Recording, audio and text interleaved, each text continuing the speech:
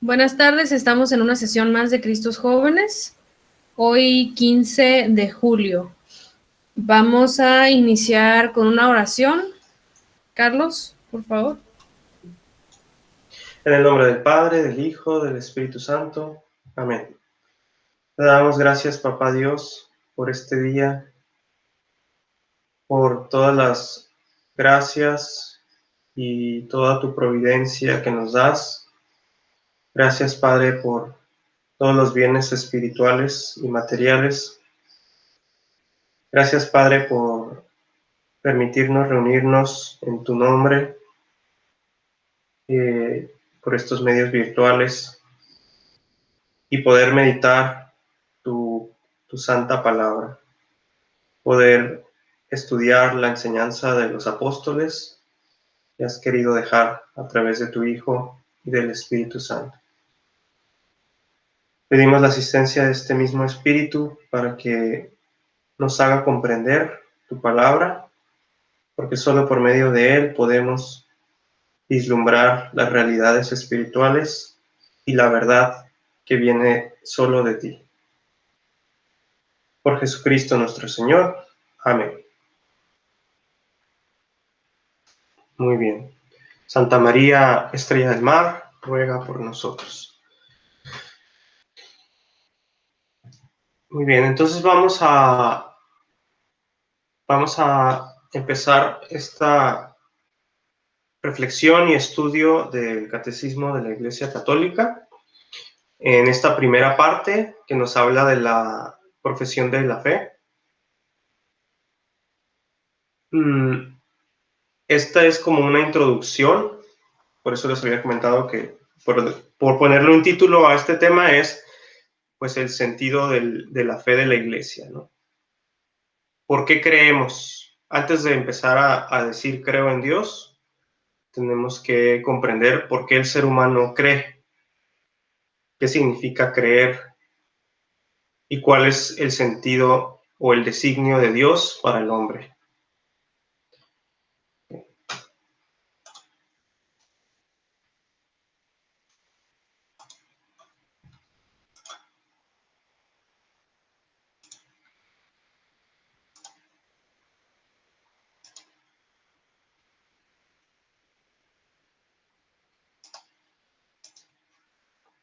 Muy bien, pues entonces empezamos aquí contemplando esta imagen de, de los Reyes Magos. Ahorita les digo de dónde es. Es del autor Gentil da Fabriano. Se llama esta pintura La Adoración de los Magos. Está en una galería en Florencia, ¿no? Se la tomé del compendio del Catecismo de la Iglesia Católica. Este resumen del Catecismo tiene varias imágenes a lo largo del libro, como para también ayudar en el proceso de la catequesis. Que la catequesis no es otra cosa que la enseñanza de la fe. Es lo que hacemos todas las semanas, cada miércoles en este grupo y en muchas comunidades de la iglesia es lo que se hace, ¿no? La enseñanza de la fe o la catequesis. Esta imagen es muy significativa porque nos presenta precisamente la revelación de Cristo Jesús en su encarnación a todos los hombres, no solamente al pueblo de Israel, sino a todos aquellos de buena voluntad que buscan a Dios. Están representados todos los hombres en los magos de Oriente que vienen a adorarlo, ¿no? Entonces, pues el estudio de la doctrina de Cristo es precisamente conocer al Dios que se ha revelado.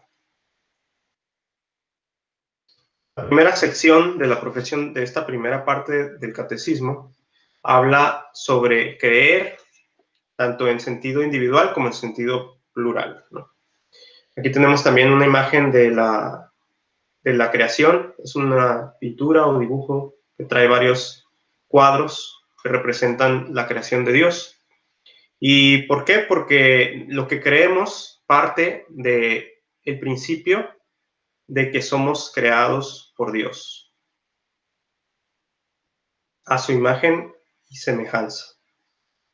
Ahorita vamos a ver por qué. El ser humano siempre ha tenido la capacidad de hacerse preguntas filosóficas, algunas más complicadas que otras, pero especialmente cuando el ser humano tiene momentos de ocio, se empieza a cuestionar sobre cosas trascendentales, a veces no tanto trascendentales, pero una pregunta en especial que a veces el ser humano se hace es: ¿para qué estamos en este mundo? Es lo que en los tiempos modernos hemos llamado la crisis existencial, ¿no? Muchas veces llega en la adolescencia, muchas veces llega en la adultez, a veces llega en otros momentos de la vida, pero pienso que a todos nos ha pasado en mayor o menor medida esta crisis existencial, donde nos preguntamos: ¿qué estoy haciendo aquí? ¿Fui arrojado a este mundo y para qué? ¿De dónde vengo? ¿Hacia dónde voy? Bueno, pues precisamente nuestra Santa Madre Iglesia nos enseña que fuimos creados por Dios para participar libremente en su vida.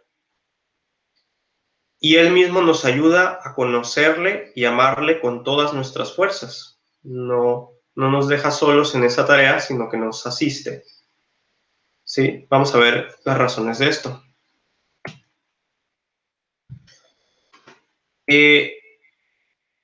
El hombre es capaz de Dios. Vamos a ver qué significa eso.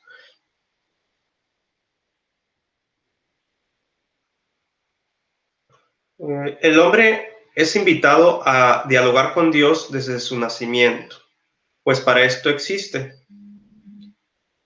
No podemos vivir plenamente la vida si no la vivimos en la verdad y en el amor.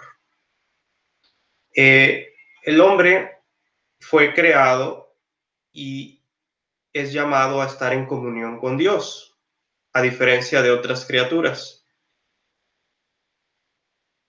Dios llama al hombre a entrar en comunión con él. Entonces, esto es lo que hace que el ser humano tenga una dignidad muy especial.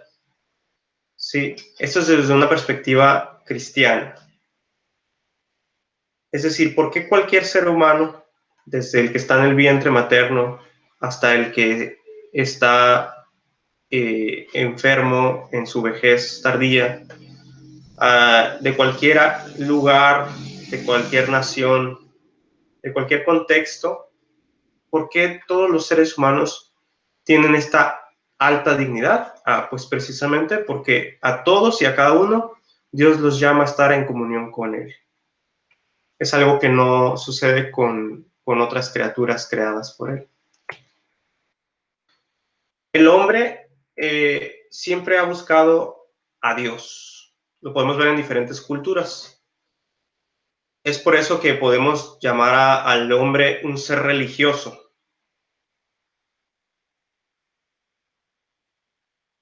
A veces el hombre busca a Dios con oraciones, sacrificios, cultos, meditaciones. Y eso lo vemos en la historia de la humanidad a lo largo de varias generaciones y religiones, pueblos, cómo a través de estas formas el hombre ha buscado a Dios.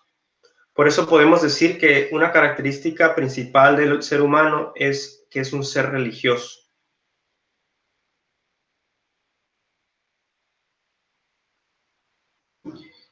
Aunque no todos aceptan esta verdad. Algunos dicen: no, pues no necesariamente, el ser humano no tiene por qué ser religioso.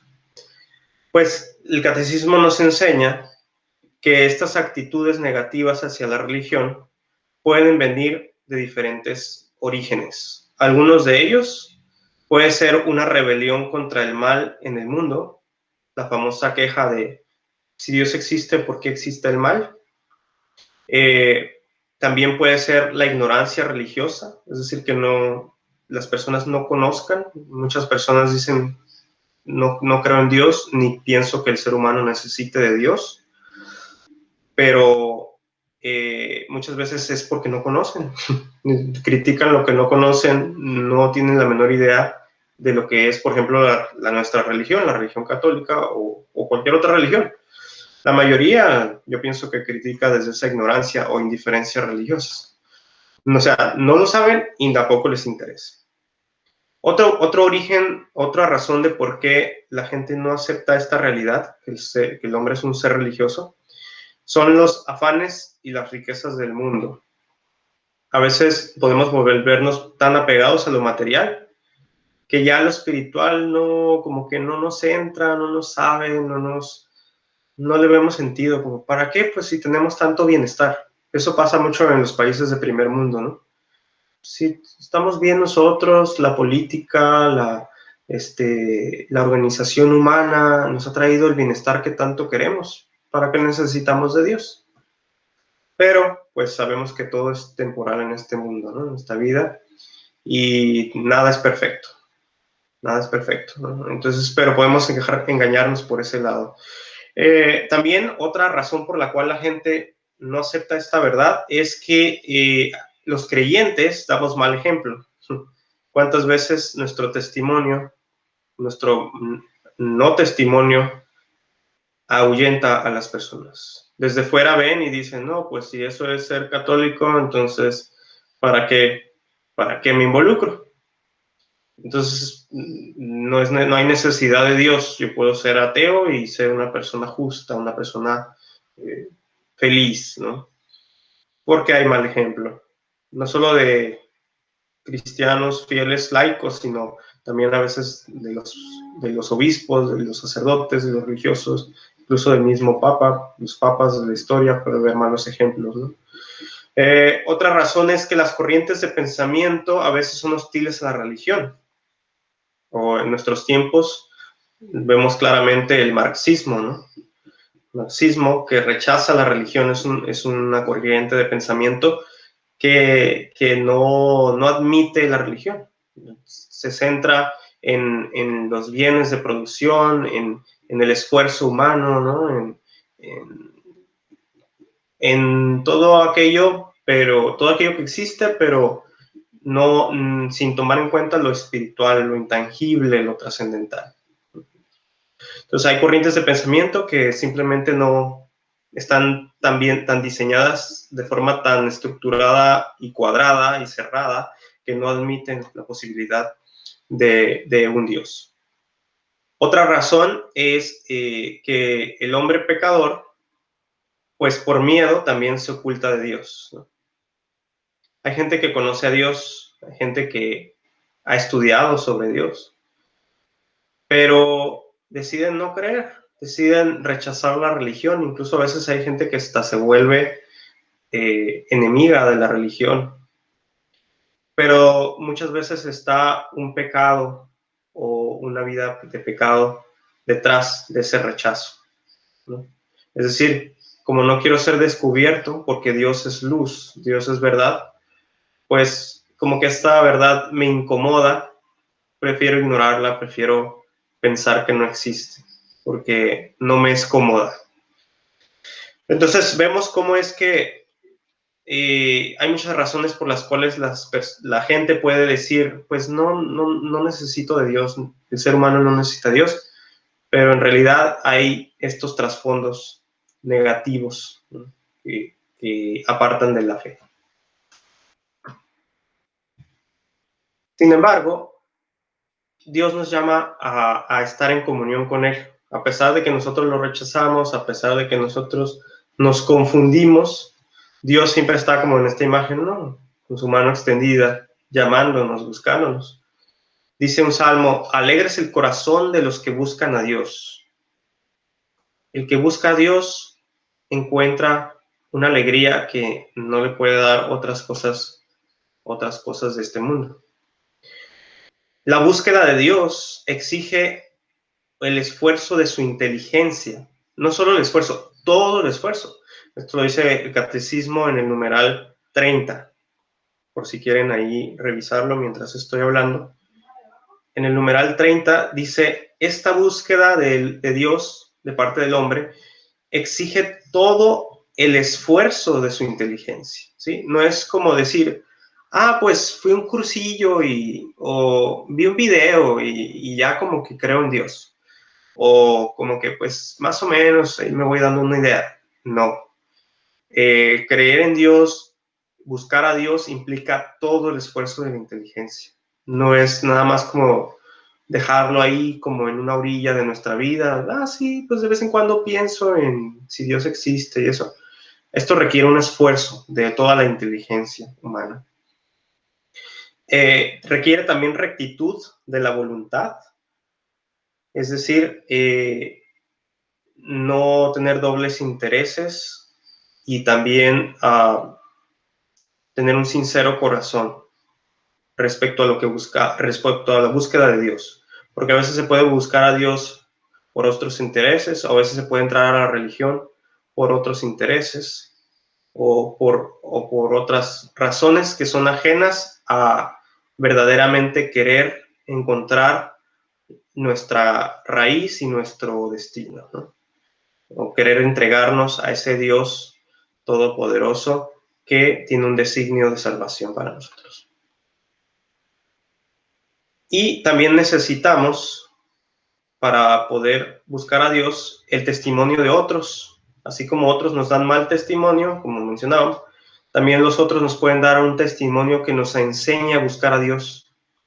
No sé si les ha pasado, yo pienso que a todos nos sucede, ¿no? En algún punto del caminar de la fe o en muchos puntos, o tal vez todo el tiempo, necesitamos a alguien más que sea testimonio para nosotros, ¿no? Necesitamos a alguien que nos dé ejemplo de seguir a Cristo.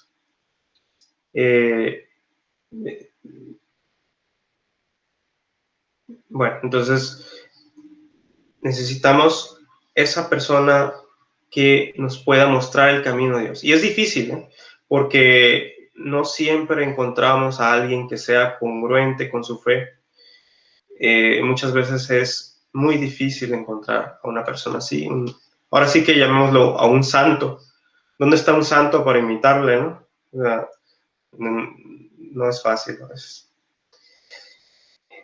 Y bueno, el hombre entonces, por lo tanto, está hecho para vivir en comunión con Dios. Y por eso dice San Agustín, ahí en el número 45 del Catecismo, podemos leerlo. Dice San Agustín, cuando yo me adhiera a ti, refiriéndose a Dios, con todo mi ser, no habrá ya para mí penas ni pruebas, y mi vida toda llena de ti será plena. Es decir, cuando yo me adhiera, cuando yo entre en comunión total con Dios, cuando yo estreche esa mano de la imagen, ¿no? Hablando metafóricamente, y me abrace a Dios con todo mi ser, dice San Agustín, en ese momento ya no habrá penas ni pruebas, y mi vida toda llena será toda llena estará de Dios, ¿no? Será plena.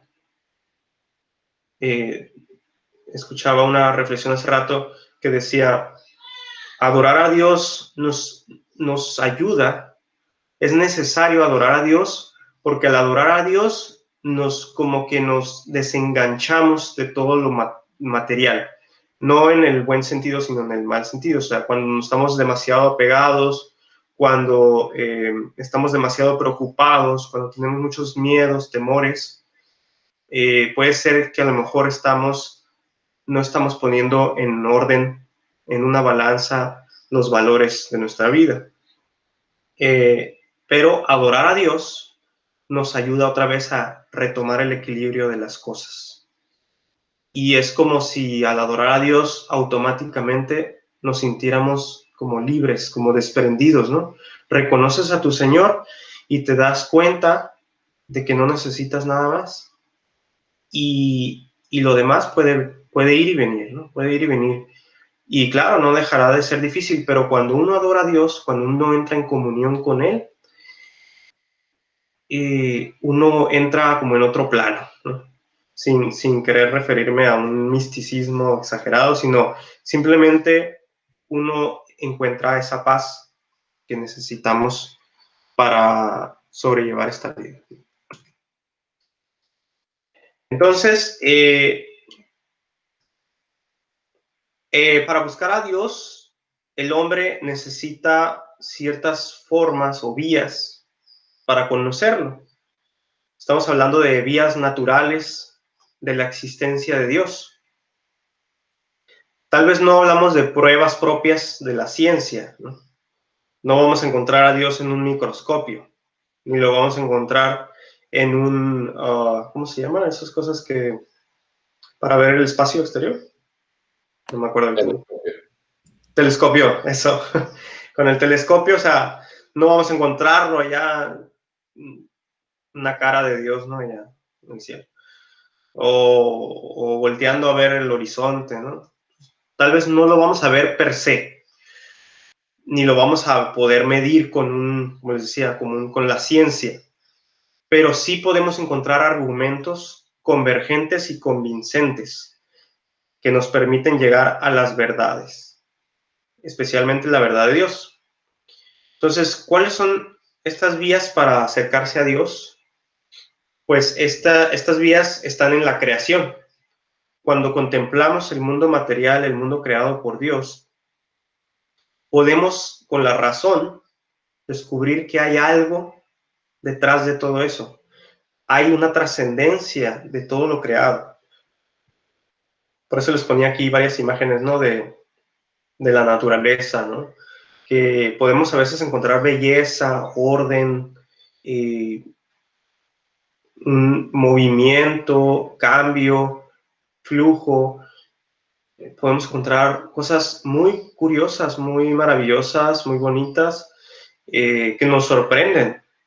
Y descubrimos que detrás de todo ese orden, detrás de todo ese devenir, ese movimiento de toda la creación que está en constante flujo, nos damos cuenta que hay algo más allá de eso, ¿no? Encontramos una trascendencia dentro de lo creado. Y por eso, para encontrar a Dios, para descubrirlo con la razón, necesitamos escuchar el mensaje de las criaturas y de la conciencia, ¿sí?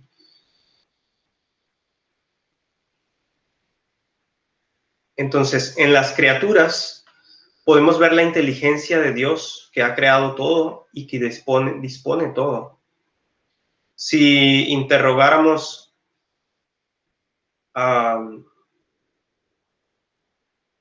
podríamos hacernos la pregunta. Cuando vemos toda la belleza de la creación, podemos preguntarnos, ¿quién ha hecho todo esto si no es la suma belleza? Es decir, la belleza de la que participan muchas criaturas y toda la creación de Dios, ¿de dónde puede venir si no es de una belleza suprema? ¿Sí? Esta belleza que tienen las criaturas cambia, se modifica, ¿no? Una flor es bella un día y al día siguiente se marchita y ya no es bella. Todo lo creado tiene un proceso y muestra su belleza y después desaparece. Está el mismo ser humano. Pero detrás de esa belleza podemos pensar que hay una belleza suprema que no está sujeta a cambio. Todo lo bueno que vemos en la creación tiene una raíz, un origen de algo permanente, ¿sí? Si vemos,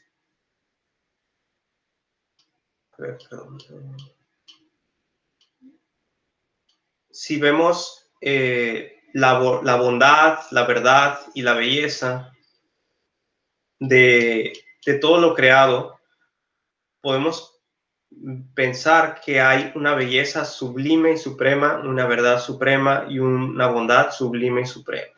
O sea, detrás de todo esto, al escuchar a nuestra conciencia, nos damos cuenta que hay una eternidad detrás de todo, ¿no?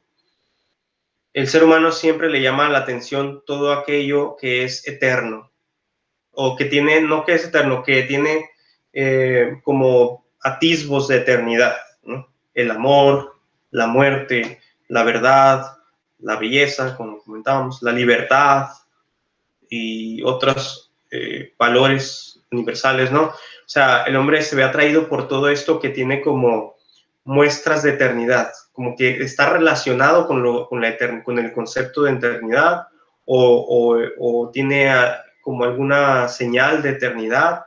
Todo eso le atrae al hombre, ¿no? Entonces ahí nos podemos dar cuenta que tenemos un alma que es eterna, que es trascendente y que busca, que se siente atraído hacia aquello que es trascendente, hacia aquello que no se acaba. Hablábamos al principio de la crisis existencial, ¿no? Una de las principales crisis existenciales es reconocer que estamos destinados a la muerte, ¿no? O sea, vamos a morir. Y nos damos cuenta que nuestro ser, nuestra conciencia no está tranquila, así como que, pero ¿por qué me tengo que morir? ¿Por qué se tiene que acabar todo esto? O unos al revés, ¿no? No, pues ya me quiero morir, o esto no tiene sentido. Entonces, nos damos cuenta que hay una lucha como por tratar de comprender la finitud de este mundo. Todo eso nos habla de que estamos hechos para la eternidad. Y este cuerpo sabemos que muere, pero entonces nos damos cuenta que hay una parte de nosotros que no muere, y eso es el alma. Entonces, todos estos razonamientos y pensamientos sobre la existencia de Dios nos disponen a la fe y nos hacen darnos cuenta que la fe no se opone a la razón humana. No vamos a creer en algo que no tenga lógica con lo que la ciencia o la razón nos dicen.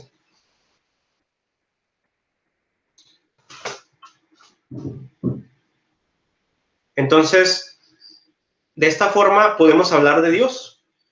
Si se fijan, podemos hablar de Dios en términos humanos, ¿no? A través de los conceptos humanos, de características de lo que está creado, de la naturaleza, de los animales, del mismo ser humano. Podemos comparar a Dios con todo lo que está creado. Decimos, como decía, esta flor es tan bella, seguramente Dios es infinitamente más bello que esta flor. Veo un paisaje y me asombro, me llama la atención a la vista y pienso, pues Dios debe ser 1000 veces más bello que esto, o infinitas veces más bello que esto. Entonces, de esta manera podemos hablar de Dios, pero haciendo como analogías con lo que está creado. Porque pues nuestro lenguaje es limitado, no vamos a poder abarcar a Dios nunca, pero sí podemos tratar de describirlo en nuestro lenguaje. Pero para llegar a estas verdades vamos a tener precisamente, como ya habíamos mencionado, dificultades, obstáculos. Está la dificultad que viene de los sentidos y de la imaginación, ¿no? Y alguien puede decir, es que, pues sí, es muy bonito todo y hay verdad, hay bondad en todo lo creado, pero yo no veo a Dios. ¿Dónde está? Que se me presente y que hable conmigo, ¿no? Entonces, los sentidos a veces pueden hacerlos una mala jugada. Y también los deseos malos nacidos del pecado original. Es decir, como les mencionaba antes, cuando el pecado nos empieza a seducir, como que ya la idea de la existencia de Dios nos empieza a sonar un poco molesta. Y eso a veces nos impide razonar claramente sobre la existencia de Dios. De esta forma, las personas se pueden persuadir de que estas verdades de Dios son falsas, son dudosas, y no quisieran que fueran reales. Como les decía, preferiría que Dios no existiera porque si existe, estaría en graves problemas. Así piensa mucha gente. O a lo mejor no conscientemente, a lo mejor en su inconsciente, ¿verdad? No es que no se dan cuenta, pero ese es el razonamiento detrás. Entonces, al poder hablar de Dios con términos humanos que sabemos que no pueden limitar lo que es Dios, pues podemos entrar en diálogo con otras religiones, con la filosofía y con las ciencias, ¿sí? Nuestra religión, nuestra fe, no es una fe irracional, ¿sí? Si fuera una fe irracional, no podríamos entrar en diálogo con otras religiones, ni con la filosofía, ni con las ciencias, ni con los no creyentes, ni con los ateos. porque diríamos, no, pues es que esto no se puede razonar, esto así es y punto. O sea, no tiene ningún sentido. No le vas a hallar sentido humano. Entonces no podríamos hablar, eso es la superstición, ¿no? Es como cuando creemos que no sé qué será bueno. A ver, ¿alguna superstición que conozcan? Tirárseles de mala suerte y pasar debajo de una escalera es también de mala suerte. Exacto. Entonces, si alguien cree eso, pues no lo va a poder razonar con otra persona. O sea, porque va a decir, a ver, ¿en qué te fundamentas para decir que si tiro la sal voy a tener mala suerte? Pues no te va a responder nada, pues no hay una razón, no. ¿Cómo explicas eso, no? ¿Quién te dijo eso? ¿De dónde salió? ¿En qué laboratorio lo descubrieron? ¿Cuándo experimentaron? A ver si es cierto, ¿no? ¿Cuándo Dios se reveló y dijo, oh, la sal es de mala suerte si se cae? Pues no hay forma de razonar eso porque no tiene forma de razonarse. En cambio, nuestra fe es una característica que tiene, que sí se presta para la razón. Y por eso podemos dialogar y hablar de ella con incluso gente no creyente. Incluso podemos a veces encontrar gente no creyente muy respetuosa de la religión, porque pueden comprenderla perfectamente.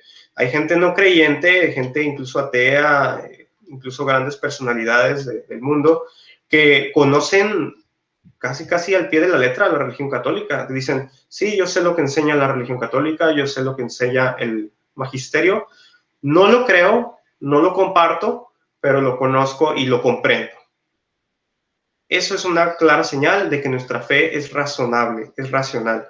Es decir, se puede dialogar. Ya algunos decidirán que no creen, otros decidirán que sí creen, pero se razona, ¿sí? No es producto de la imaginación.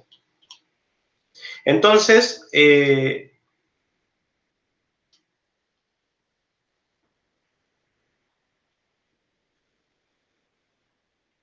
pues nuestro lenguaje, en conclusión, no va a limitar, no va a alcanzar a captar todo lo que Dios es.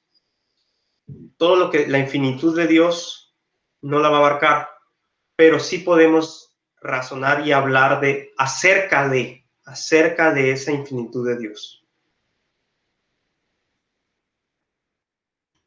Y bueno, entonces, por eso comprendemos que el hombre es capaz de Dios. Esto significa que al ser creado a imagen de Dios, puede razonar y comprender que Dios existe. Puede razonar y dialogar con Dios, ¿sí? Por eso a esta expresión tradicional de la iglesia, el hombre es capax Dei en latín, ¿no? O sea, capaz de Dios, que puede acceder a Dios en ese sentido, por la razón y por una relación con Dios.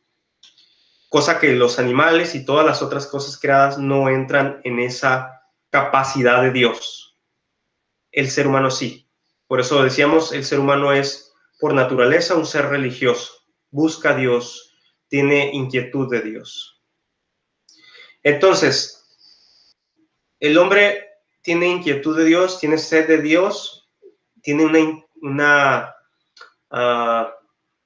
un deseo de Dios o deseo de lo trascendente, llamémosle.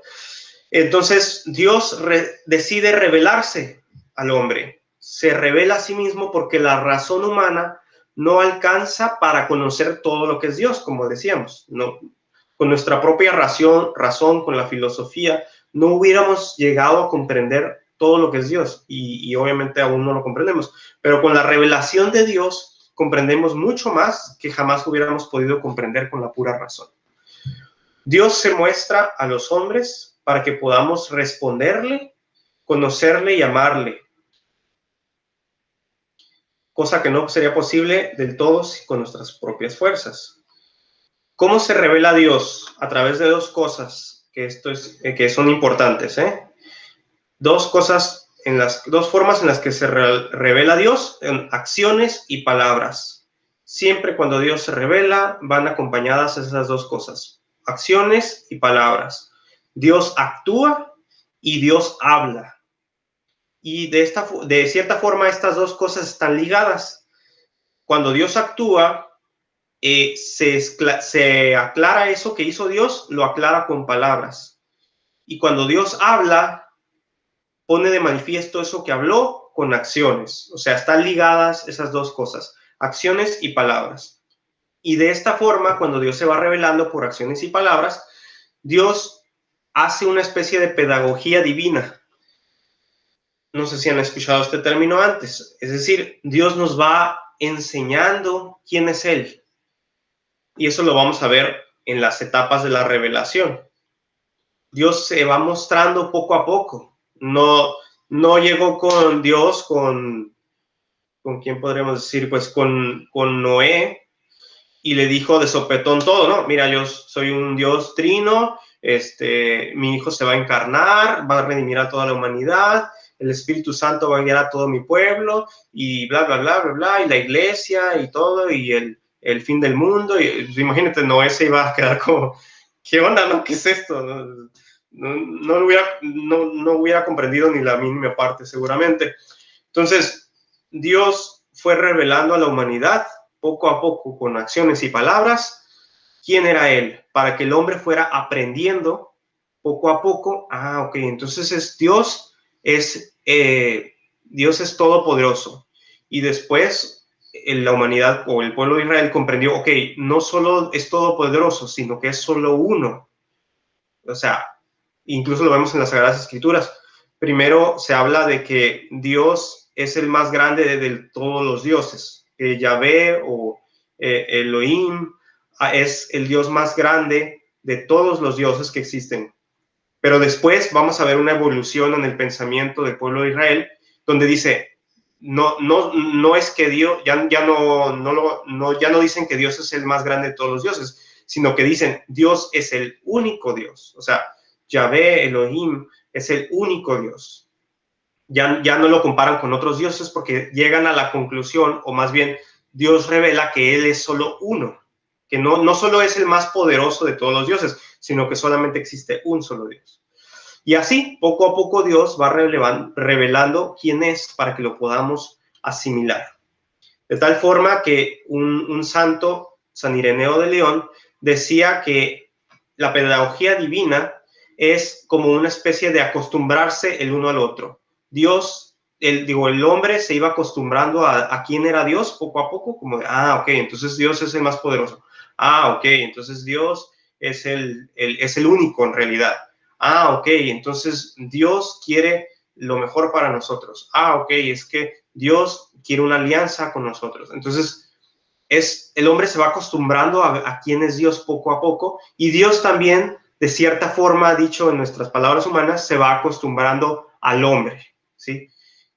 Es un mutuo acostumbrarse. Es lo que dice San Ireneo de León. Bien, entonces, como mencionaba, esta pedagogía divina se da a lo largo de varias etapas. Por poner aquí algunas imágenes de estas etapas de la revelación de Dios, pues tenemos la creación, donde Adán y Eva, pues sabemos que desobedecen a Dios, pero aún así Dios promete una redención. Dios promete ¿cómo llamarle? Dios promete una alianza, promete que hará una alianza con el hombre. No lo desampara, simplemente no es un destierro y decir, pues, hasta aquí conociste de mí, adiós. ¿No? Simplemente, pues obviamente sí hay un destierro, pero Dios promete, Dios sigue, como decíamos anteriormente, siempre está Dios buscando al hombre. Entonces, después vemos a Noé, por acá lo tenemos, ¿no? Es otra etapa, por así decir, de la alianza de Dios o de la revelación de Dios, en donde Dios, pues, establece con Noé una alianza y después del diluvio, ¿no? O sea, los hombres estaban muy perdidos en desórdenes, en la maldad, en el egoísmo, tan perdidos que Dios vio a bien mandar un diluvio y salvar solamente a la familia de Noé. y hace esta alianza con Noé de que no volverá a destruir la humanidad, ¿no? Pero siempre contemplando la promesa de, pues, de una nueva alianza y una redención de la humanidad.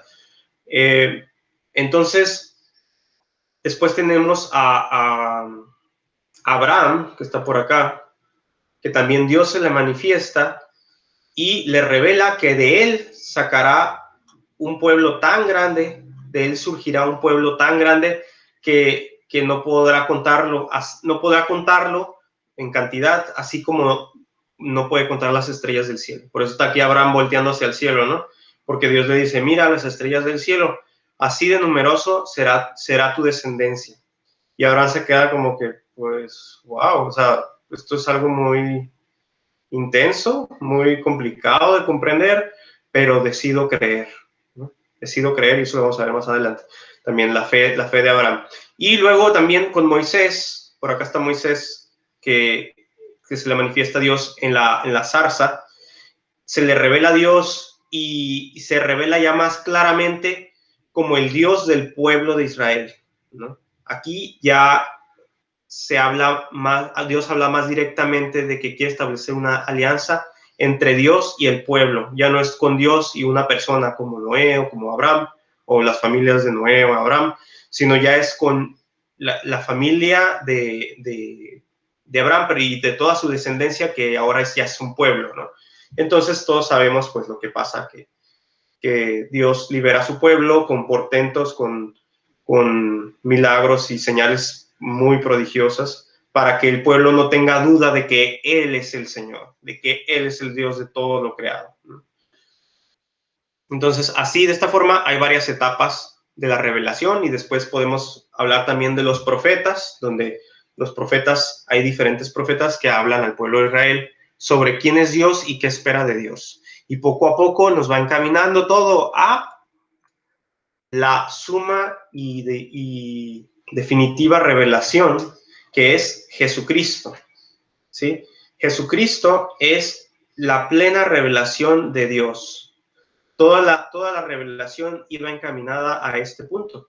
Jesús es el Hijo de Dios que se hace hombre, y por eso se habla de que es el verbo divino, es decir, es la palabra de Dios que se hace carne, que se hace uno de nosotros, que habla nuestro lenguaje, ¿sí? Es la palabra de Dios que desciende para hablar en nuestro lenguaje, para que conozcamos a Dios, pero ya no al Dios invisible o al Dios que está en lo alto, o el Dios que está en la nube o en el fuego. Ahora es el Dios que se presenta con un rostro. Por eso es la suma y perfecta revelación. Está dada en Cristo Jesús. Y esta revelación no puede ser superada. Cristo es la revelación del Padre que define todo lo que Dios es para el hombre. Claro que hay una característica aquí, que esta revelación de Cristo no está explicada o explicitada totalmente desde un inicio. ¿Qué quiere decir esto? Que la Iglesia, a lo largo de los siglos, ha ido poco a poco comprendiendo el contenido de esta revelación. Sí, o sea, Jesús viene y revela quién es Dios, quién es Él, quién es el Espíritu Santo, pero la Iglesia o los creyentes dicen, sí, creo todo lo que tú dices, aunque ahorita no lo comprendo, aunque a lo mejor todavía no entiendo todo el alcance de lo que tú me estás diciendo, Jesús, pero lo creo. Y entonces, a lo largo de los siglos, la Iglesia precisamente se ha encargado de definir más claramente todo el alcance del contenido de la revelación de Cristo, o la revelación que es Cristo. Y bueno, también sabemos que existen las llamadas revelaciones privadas. Estas revelaciones privadas es cuando Dios se manifiesta de forma particular a ciertas personas o en ciertos contextos. Cuando hay alguna especie de aparición, alguna especie de profecía, de mensaje, cosas así, ¿no? Se les llaman revelaciones privadas. Pero tenemos que tener en cuenta que estas revelaciones privadas no mejoran ni completan la revelación de Cristo. Ninguna revelación privada puede decir que mejora o completa la revelación, porque la revelación ya está hecha. Para lo que nos ayuda las revelaciones privadas es para vivir más plenamente en cierta época de la historia la revelación. Es decir, nos ayuda a clarificar la revelación que es Cristo, pero no la mejora ni la completa. Ya está completa, ya tenemos lo que necesitamos para poder ser salvados. Ya sabemos lo que necesitamos para poder ser salvados. Pero en cada época de la historia, pues se viven diferentes retos que la humanidad y la iglesia tienen que enfrentar. Entonces, a veces se dan estas revelaciones privadas que ayudan a clarificar cómo la iglesia debe enfrentar estos retos, pero siempre tomando en cuenta la revelación que es Cristo. Si una revelación privada dice, no, pues es que hay algo que la iglesia está diciendo mal, o algo o una revelación privada que quiera cambiar la doctrina de la iglesia, entonces esa revelación privada no viene de Dios, ni se puede considerar como verdadera. Y por lo mismo, no solo revelaciones dentro de la iglesia, sino fuera de la iglesia. Sabemos que muchas sectas, muchas religiones se han dado precisamente como revelaciones después de Cristo, y hablan de que Cristo, que la iglesia no enseña lo que Cristo enseñó, o que hay que restaurar la iglesia desde sus inicios, o yo no sé, o hay que completar la doctrina de que Cristo empezó. Entonces, todas esas revelaciones que podemos pensar en el Islam, podemos pensar en algunas sectas como los mormones, etcétera, no son revelaciones de Dios. No podemos considerarlas porque Dios lo dejó muy claro que Cristo era la revelación definitiva. Bueno, entonces, tenemos la tradición apostólica, que no es otra cosa que la transmisión de la fe, la transmisión de la revelación por la predicación de los apóstoles, ¿sí? Tenemos lo que se llama el depósito de la fe, se le llama ahí donde está contenido todo lo que creemos. ¿Cuál es este depósito de la fe? Bueno, lo conforman dos cosas: la santa tradición y las sagradas escrituras. Es decir, en estos dos elementos podemos encontrar los elementos de la revelación de Cristo, ¿sí? Las sagradas escrituras, pues ya lo sabemos todos, ¿no? Es la palabra de Dios escrita. En un inicio, pues se trataba de el Tanaj, creo que si no me equivoco, que es el Antiguo Testamento. Sí, el Tanaj. El Tanaj le llamaban los judíos a las escrituras, las sagradas escrituras. Ahí está manifestado quién es Dios. Y claro, después del Tanaj se le agregó el Nuevo Testamento, ya con los escritos de la revelación de Cristo. Pero también tenemos la santa tradición. ¿Qué es esto? Lo que se ha transmitido de forma oral. No se puso por escrito en el primero o segundo siglo, sino que se transmitió de forma oral. ¿Y dónde podemos ver esa santa tradición?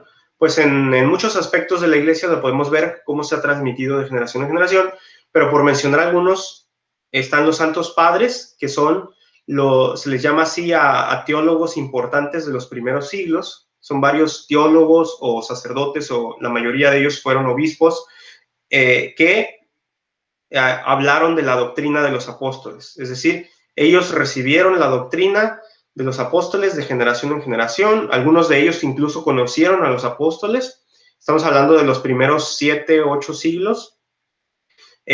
Algunos de ellos de los siglos primero o segundo conocieron a los apóstoles, y esa doctrina que recibieron la predicaron. Y entonces, cuando estudiamos a esos padres de la iglesia, podemos encontrar esta santa tradición, ¿no? También en el culto, cuando vemos la liturgia, no es algo que se haya inventado la iglesia. La liturgia es también algo que se ha transmitido por tradición de la iglesia, por santa tradición. Entonces, la liturgia viene desde los apóstoles. No nos hemos inventado los sacramentos. Los apóstoles la han transmitido de generación en generación. Y claro, en la vida de la iglesia. O sea, cuando vemos cómo ha vivido la iglesia, o sea, cómo vive la iglesia, pues la iglesia hace esto, hace el otro, se reúne de esta forma, hace oración de esta forma. Pues todo eso es una santa tradición que viene desde los apóstoles, ¿sí? Los apóstoles los enseñaron a otros apóstoles o obispos, y esos obispos a los que siguen. Y entonces, llamamos magisterio, es decir, la enseñanza, el magisterio de la iglesia corresponde principalmente al sucesor de San Pedro, que es el Papa, y a los obispos. Ellos juntos son el magisterio de la iglesia, es decir, son los encargados por Dios y sucesores de los apóstoles de interpretar el depósito de la fe. Es decir, si hay alguna duda de cómo interpretar la Santa Tradición y las Sagradas Escrituras, el magisterio de la iglesia, que son los obispos en comunión con el sucesor de San Pedro, van a decir cómo se debe interpretar correctamente. Y no es que el magisterio de la iglesia se va a inventar cosas. El magisterio de la iglesia está al servicio del depósito de la fe. No se puede el magisterio inventar cosas de la nada. Lo que los obispos han recibido por tradición de los apóstoles, ellos tienen que clarificarlo al pueblo de Dios. ¿Y cómo se clarifica de forma particular? Definiendo dogmas. Como decíamos, la doctrina, la revelación de Cristo ya está dada, pero a lo largo de los siglos la vamos comprendiendo cada vez más y se va explicando de mejor manera, con más amplitud, y de esta forma llegamos al punto en el que el magisterio, la iglesia, los obispos definen estos dogmas, es decir, definen en términos en un lenguaje, pues, en un lenguaje o en ciertos enunciados, definen lo que debemos creer sin duda alguna. Es decir, lo que se ha definido como dogma no podemos dudarlo. Es lo que la iglesia, los obispos en comunión con San Pedro, con el Papa, han declarado como verdadera tradición de los apóstoles. Es decir, la verdad que reveló Cristo y que se ha transmitido de generación en generación.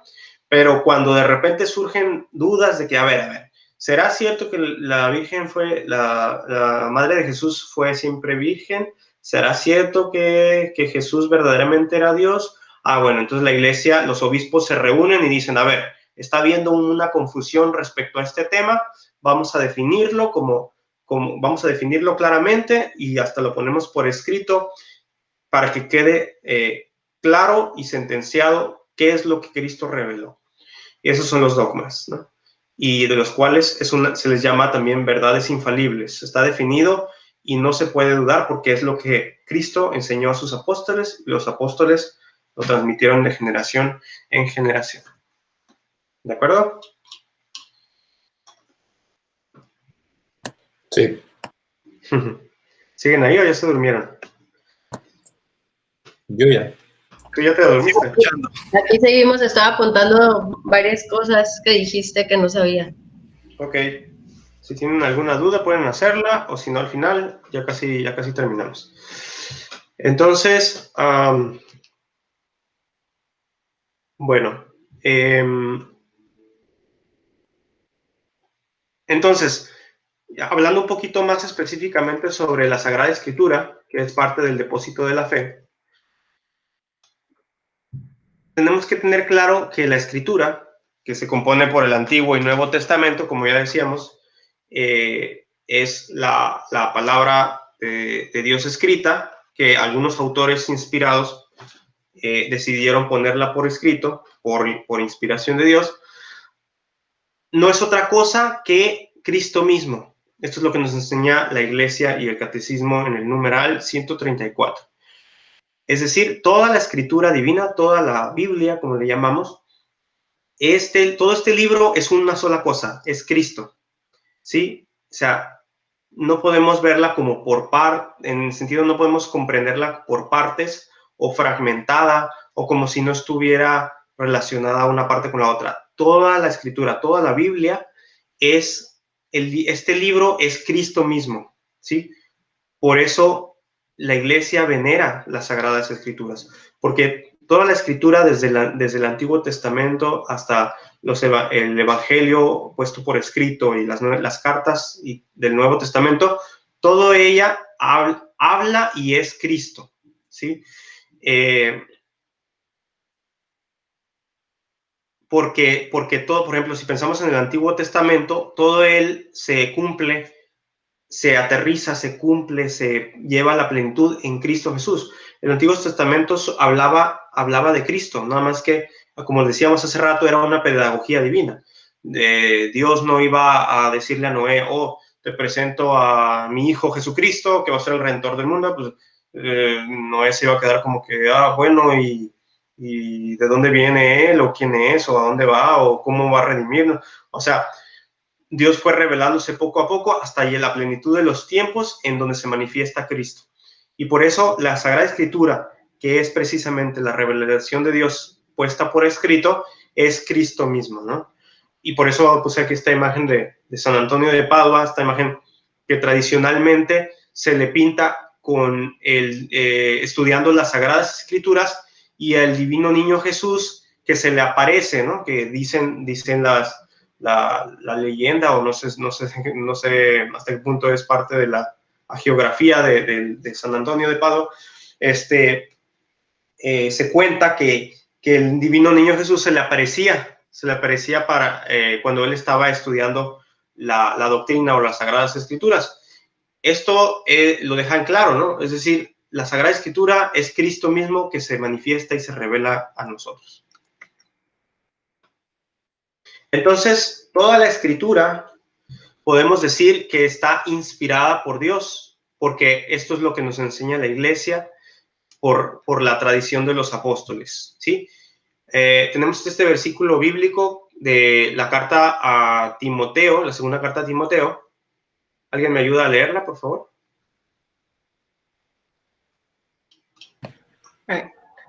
¿Bacha o voy? Ay. Adelante. Okay. Toda la Escritura es divinamente inspirada y útil para enseñar, para arguir, para corregir, para educar en la justicia, a fin de que el hombre de Dios sea perfecto y equipado para toda obra buena. Palabra de Dios. Te lo vamos a enseñar. Así es, entonces, la misma palabra de Dios, las mismas cartas de San Pablo dan testimonio de que la Escritura está inspirada por Dios. Tomemos en cuenta que aquí San Pablo se refería al Tanaj, al Antiguo Testamento. En ese tiempo, cuando él escribió esta carta, no existía el Nuevo Testamento todavía por escrito, tal vez ni siquiera el Evangelio por escrito. Entonces ellos, cuando hablaban de la Escritura, se referían al Antiguo Testamento. Y fíjense cómo tenían en tan gran estima en el sentido de que la consideraban y es verdaderamente inspirada por Dios, la palabra de Dios del Antiguo Testamento. Es la Escritura, porque todo el Antiguo Testamento nos lleva a Cristo. Entonces, por eso dice San Pablo que la Escritura, o sea, el Tanaj o Antiguo Testamento, está divinamente inspirada y es útil para enseñar, para arguir, para corregir, para educar en la justicia, etcétera, etcétera, ¿no? Es decir, deja en claro que el Antiguo Testamento, que es la ley de Dios, que son los profetas, todo lo que Dios había revelado, es inspirado verdaderamente por Dios. Los judíos lo veneraban como escrituras sagradas y nosotros como cristianos los hemos recibido por la tradición de los judíos y de los apóstoles como escrituras sagradas inspiradas por Dios. De esta forma podemos decir que Dios es el autor de la Sagrada Escritura porque inspira a los autores humanos. Ahora, dice en el numeral 109, en la Sagrada Escritura Dios habla al hombre a la manera de los hombres, ¿sí? Por tanto, para interpretar bien la Escritura, es preciso estar atento a lo que los autores humanos quisieron verdaderamente afirmar y a lo que Dios quiso manifestarnos mediante sus palabras. ¿Qué quiere decir esto? Que sí, ¿Es Dios el autor de estas escrituras? Dios fue el que inspiró a estos hombres a hacerlo, pero cada hombre al escribir lo hizo a su manera de afirmar estas verdades, ¿no? En su contexto, ¿no? Con sus propias palabras, ¿sí? O sea, Dios les habló en esos términos que ellos podían comprender. Entonces, por eso dice que la Sagrada Escritura debe interpretarse estando atentos a lo que los autores humanos quisieron verdaderamente afirmar. Se habla de que hay que hacer una correcta exégesis, ¿verdad? Y por eso se habla también de que en la Biblia tiene varios géneros literarios. Si no toda la Biblia es como decir una sola historia, sino que son diferentes formas de escribir, de diferentes géneros literarios. A veces la Sagrada Escritura se manifiesta en una forma histórica, es decir, relata hechos concretos. Otras veces se refiere a profecías, entonces hablamos de libros proféticos, o también en forma de poesía, también de forma poética. También a veces se expresa la Sagrada Escritura. Entonces hay que considerar todas esas formas de expresión de las Escrituras para poderla interpretar correctamente. Y claro está, si el Espíritu Santo fue quien la escribió y quien la inspiró, también por medio del Espíritu Santo nosotros vamos a hacer la correcta interpretación. El Concilio Vaticano II señala 3 criterios para interpretar las Sagradas Escrituras. Prestar una gran atención al contenido y a la unidad de toda la Escritura. Esto es, que toda la Escritura, como ya decíamos, es un solo libro que habla de Cristo y está unida, ¿no? No podemos interpretar un pasaje aislado de los demás. Como dice el dicho, un texto fuera de contexto es un pretexto, ¿no? Esto muy usado por los protestantes, ¿no? Desde Lutero y otros herejes en la historia, agarran un texto y lo sacan de contexto y no ven toda la Escritura de forma global. Entonces, por eso es un primer criterio para interpretar las Sagradas Escrituras. Segundo criterio para interpretarla correctamente, hay que tener en cuenta la tradición viva de la Iglesia. Es decir, ¿cómo vamos a interpretar el texto? Pues como se vive ese texto en la Iglesia. La Iglesia ha vivido ese texto desde los apóstoles hasta nuestros días. Entonces, ¿cómo lo voy a interpretar? Como la Iglesia lo ha transmitido de generación en generación y como lo ha vivido de generación en generación.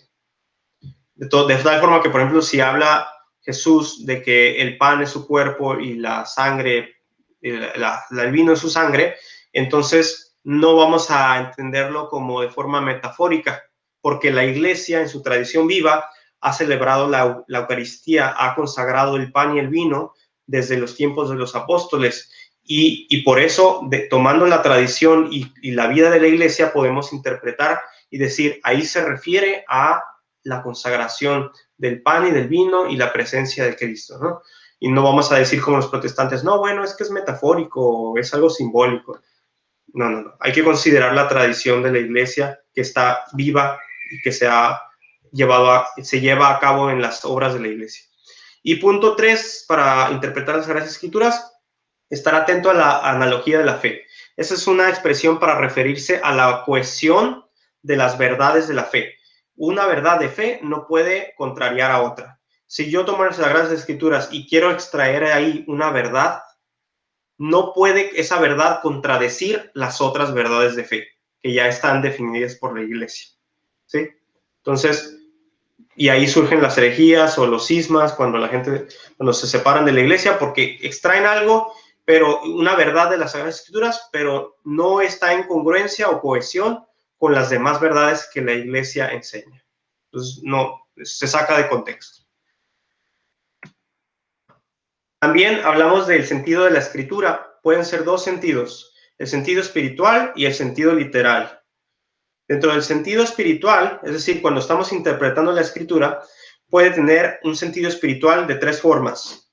Alegórico, es decir, que se refiere a una realidad espiritual. Bueno, pero primero, antes que estos sentidos espirituales, está el sentido literal. O Sobre el sentido literal se basa todo. Es decir, el texto tiene un sentido literal.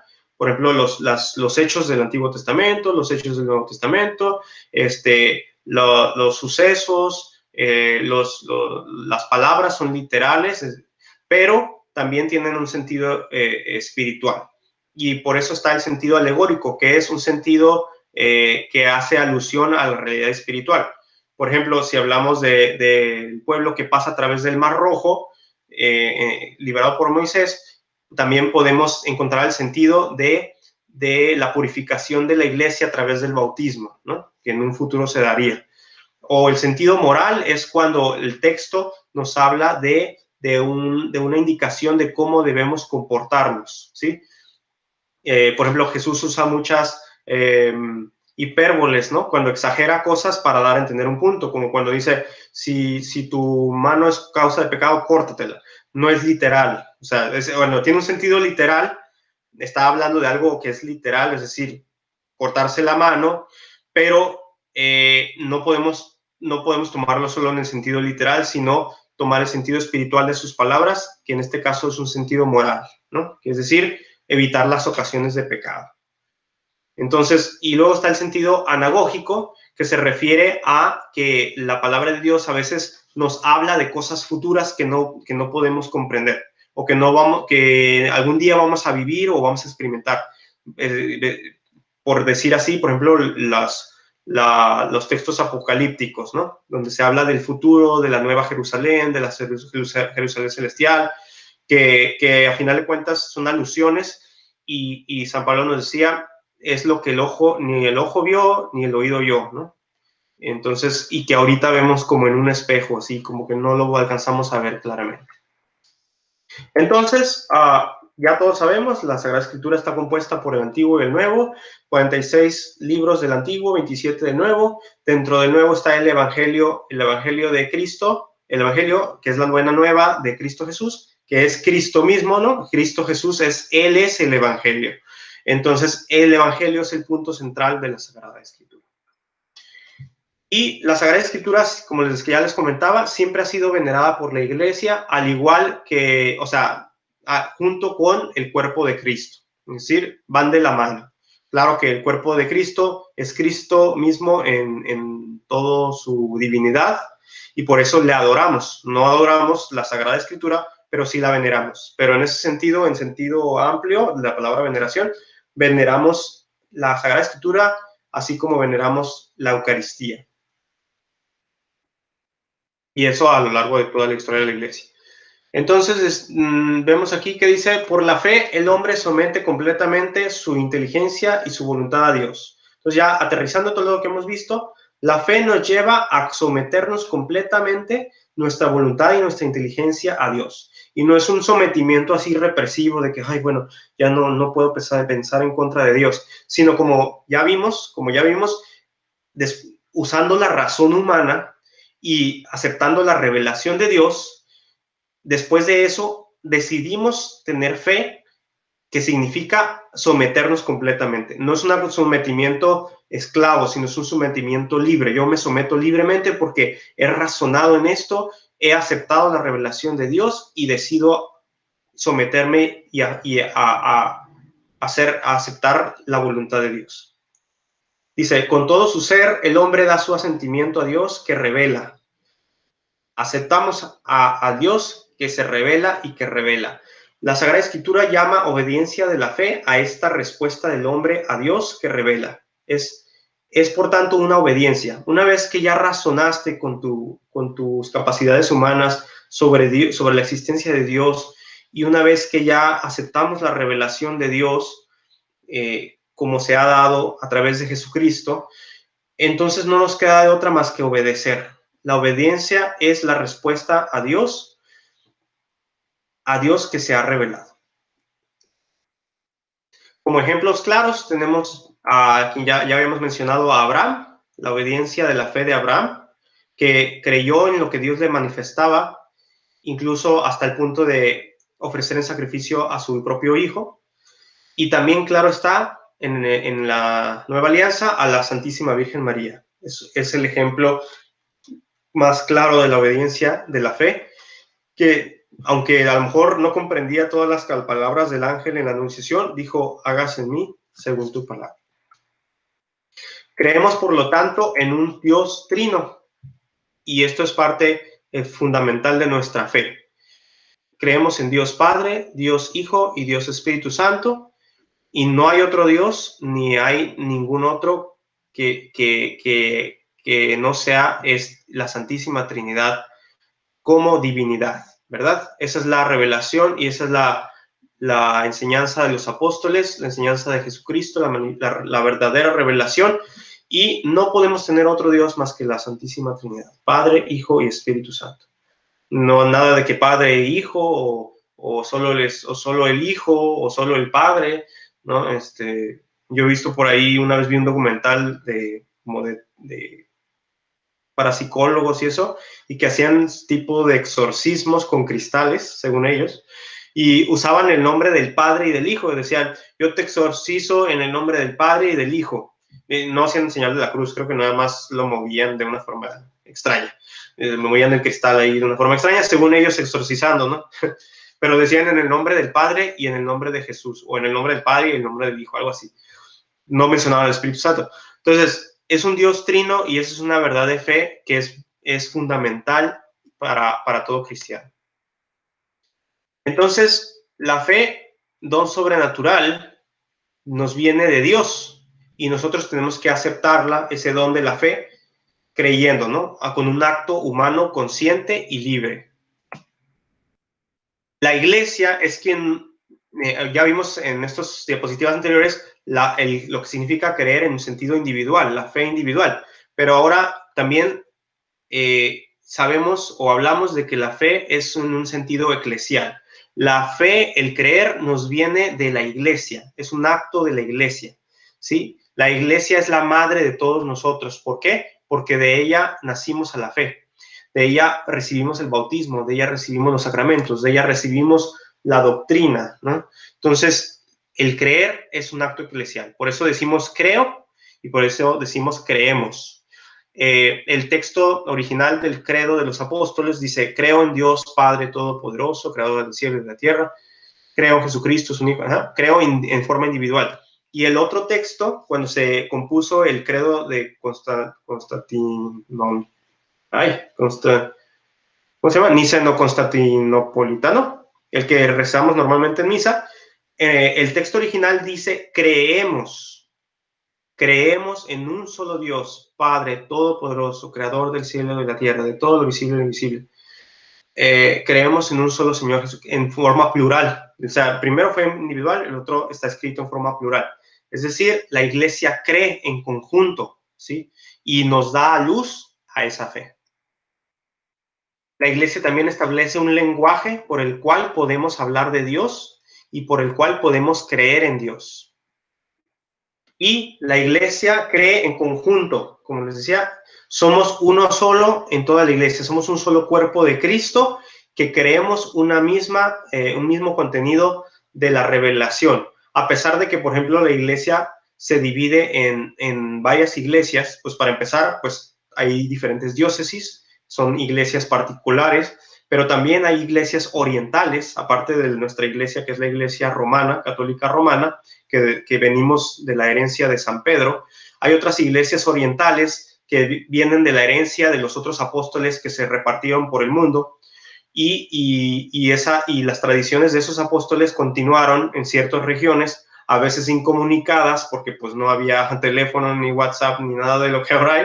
Entonces, que se desarrollaron esas iglesias en base a la tradición de los apóstoles, y ya después, con el flujo de la comunicación y el transporte, pudieron volverse a reconectar, y estamos en comunión. Todas las iglesias que descendemos de los apóstoles, que hemos recibido la fe de los apóstoles, de diferentes apóstoles repartidos por el mundo, estamos en comunión. Por eso aquí están las fotos del Papa Francisco cuando se ha reunido con los patriarcas de esas iglesias orientales, que cada una es autónoma, pero al mismo tiempo está en comunión con el Papa.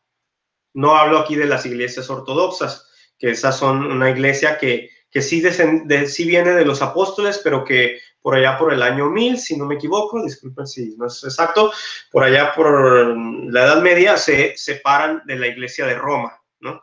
Es la Iglesia ortodoxa, pero también ellos descienden de los apóstoles, solamente que pues ahora sí que se fueron por el mal camino, entre comillas, ¿no? De separarse, pero estamos también en diálogo fraterno con ellos, aunque no están en total comunión con la Iglesia Católica.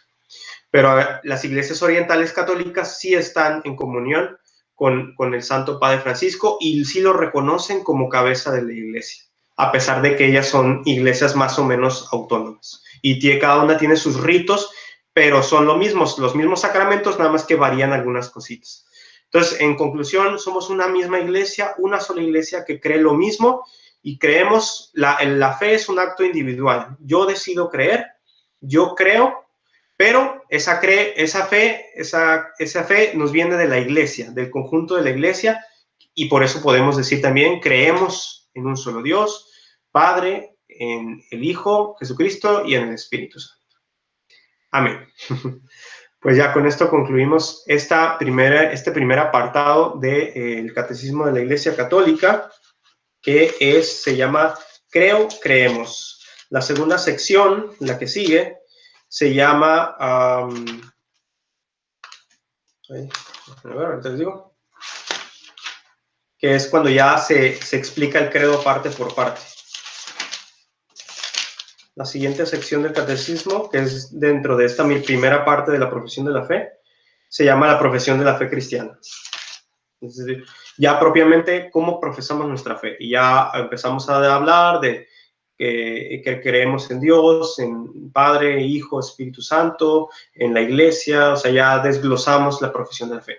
Esta primera sección del catecismo nos da un sentido de por qué creemos, ¿no? ¿Qué significa creer? Y pues bueno, esto es todo por mi parte. Muchas gracias por su atención. Siempre sí nos extendimos un poquito, 1:20, pero bueno, es un tema, a mí me parece muy interesante y es muy básico para poder empezar a dialogar con los demás temas de la fe. ¿Alguna duda, pregunta, comentario?